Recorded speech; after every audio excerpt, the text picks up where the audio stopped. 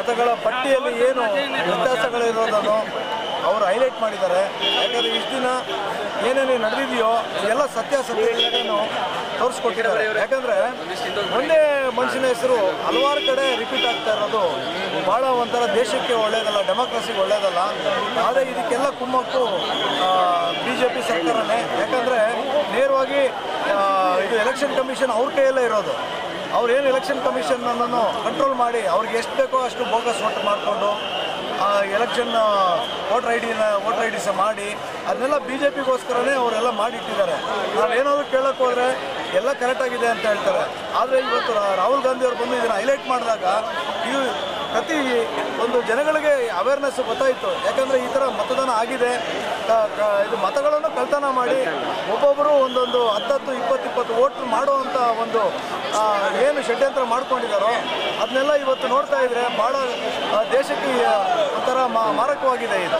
ಯಾಕಂದರೆ ಒಂದು ಮನುಷ್ಯನಿಗೆ ಒಂದೇ ಓಟು, ನಮ್ಮ ಸಂವಿಧಾನದಲ್ಲಿ ಒಂದೇ ಓಟ್ ಇರೋದು. ಆದರೆ 10-20 ವೋಟ್ ಇಟ್ಕೊಂಡಿದ್ದಾರೆ ಅಂದರೆ ಇದು ಒಂದು ರೀತಿ BJPನವರು ಮಾಡ್ಕೊಂಡಿರುವಂಥ ಕುತಂತ್ರಗಳು. ಅವ್ರಿಗೆ ಹೆಂಗೆ ಬೇಕೋ ಹಾಗೆ ಈ ಓಟುಗಳನ್ನ ಹಾಕ್ಸ್ಕೊಂಡು ಗೆಲ್ಸ್ಕೊಂಡು ಈ ಸಂವಿಧಾನವನ್ನೇ ಒಂದು ಇದನ್ನು ಇದು ಕೆಟ್ಟ ರೀತಿಯಲ್ಲಿ ವರ್ತನೆ ಮಾಡ್ತಾ ಇದ್ದಾರೆ.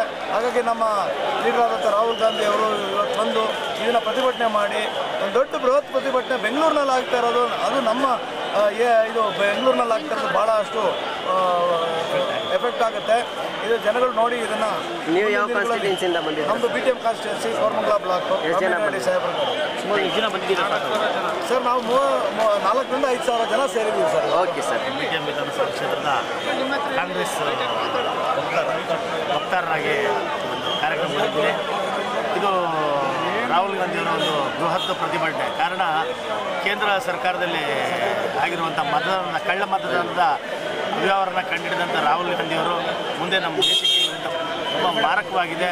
ಒಬ್ಬೊಬ್ಬರು 10-20 ವೋಟ್ ನೋಡಿ. ನೀವು ಮಹದೇವಪುರ ಕ್ಷೇತ್ರದ ಲಾಸ್ಟು MP ಎಲೆಕ್ಷನ್ ನಮ್ಮ ಕ್ಯಾಂಡಿಡೇಟು ರಹೀಮ್ ಖಾನ್ ಅವರು ಗೆದ್ದೇ ಬಿಟ್ರು ಅಂದ್ಕೊಂಡು ಆಮೇಲೆ ತೆಗೆದು ನೋಡಿದ್ರೆ 1.5 ಲಕ್ಷ ಲೀಡು ಮಹದೇವಪುರದಲ್ಲಿ ಬಂತು. ಅಂದರೆ ಕೇಳಿದ್ರೆ ಎಲ್ಲ ಸಾಫ್ಟ್ವೇರ್ಗಳು ಬುದ್ಧಿವಂತರು ಅಂತಾರೆ. ಎಲ್ಲಿಂದನೋ ಬಂದವರು ಡೂಪ್ಲಿಕೇಟ್ ವೋಟರ್ ಐಡಿ ಮಾಡಿಕೊಂಡು ಅಟ್ ಎ ಟೈಮ್ 1.5 ಲಕ್ಷ ಲೀಡಲ್ಲಿ ಗೆಲ್ತಾರೆ. ಅಂದರೆ ಇನ್ನೆಷ್ಟು ಅವ್ಯವಹಾರಗಳು ನಡೆದಿದೆ ಕೇಂದ್ರ ಸರ್ಕಾರದಿಂದ ಅಂತ ನೀವೇ ತಿಳ್ಕೊಬೇಕು. Thank you sir. ಹೌದಾ?